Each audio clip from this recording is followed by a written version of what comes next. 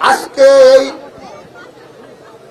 সাকসু নির্বাচন বিষয়ে আমরা কিছুক্ষণ আগে দেখেছি একটি ছাত্র সংগঠন তারা ঘোষণা দিয়ে শহীদ মিনার থেকে শাহবাগে একটি কর্মসূচি পালন করেছে।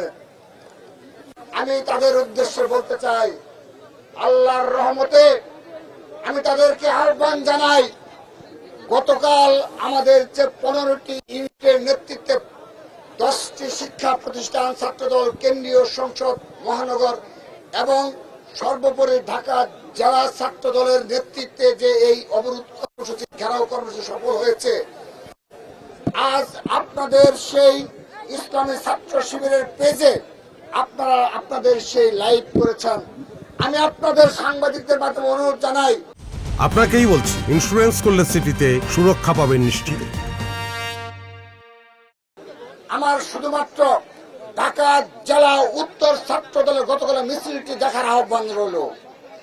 আমার সেই গতকাল ঘেরাও কর্মসূচির শুরুতে ঢাকা জেলা উত্তর ছাত্র দলের হাজারের অধিক নেতা কর্মী নিয়ে গতকাল এখানে অবস্থান নিয়েছে। আজও তার ব্যতিক্রম নয়। আল্লাহর রহমতে গর্ব করে বলছি, অনেক মুনাফিকির মাধ্যমে, অনেক গুপ্ত রাজনীতির মাধ্যমে বিভ্রান্ত করা হয়েছে। স্পষ্ট ভাষায় বলছি, আগামীতে তরুণ নেতৃত্ব আসবে, তাদের উদ্দেশ্য বলছি, এদের বিষয়ে আর 1% ছাড় দেওয়া হবে না। কারণ তারা অনেক ভাবে বিভ্রান্ত করেছে, তারা না জানি কিছু। আমরা আজকে মিছিল দেখে বুঝেছি তাদের সংখ্যা, আমরা গুনেছি তাদের সংখ্যা কত। আল্লাহর রহমতে আমাদের সকল বিশ্ববিদ্যালয় এবং কলেজ সহ মহানগর সহ আমরা মিছিল করেছি। আমাদের ছাত্রদলের ফেসবুক পেজেও আমাদের লাইভ রয়েছে। 18 মিনিটের লাইভ সর্বশেষ প্রোগ্রামের দেখার অনুরোধ রইল। মিছিলের পর মিছিল শেষ হয় না। কাকে ভয় দেখান, কাকে হুঙ্কার দেন? আপনাদের হুঙ্কারকে আমরা কোনো পাত্তা দেই না। অনেক সহ্য করেছি, অনেক সহ্য করেছি, অনেক মাফ করেছেন, আর পারবেন না। চ্যালেঞ্জ করছি, আর পারবেন না। আপনাদের সেই সাংগঠনিক ক্ষমতা নেই।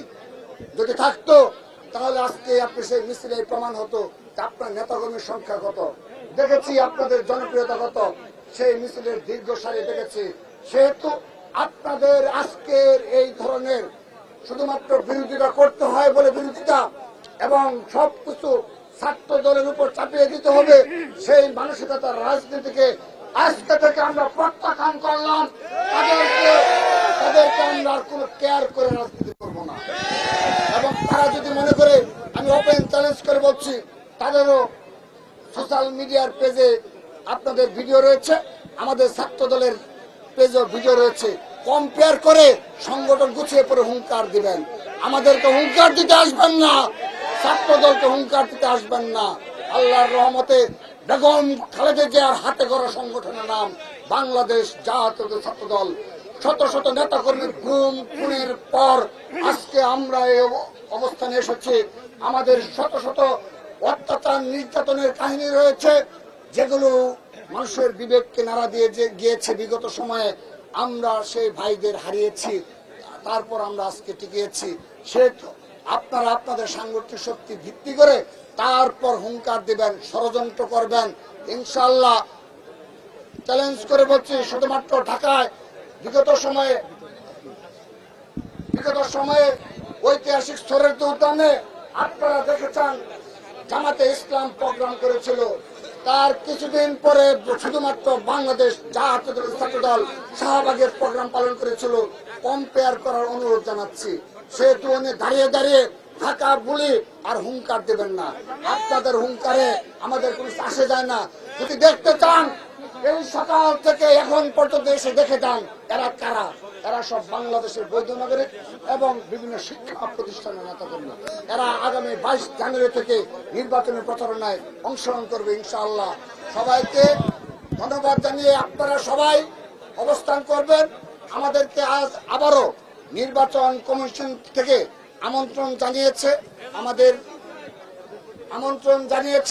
আমাদের সাথে সর্বশেষ দিনে তারা আপডেট জানাবেন, সে বিষয়ে আমরা ভিতরে যাচ্ছি। আপনারা সুশৃঙ্খলভাবে বসে থাকুন। আজকে অতি দ্রুততম সময় আমরা চলে এসে আমরা পরবর্তী সিদ্ধান্ত আপনাদেরকে জানাবো।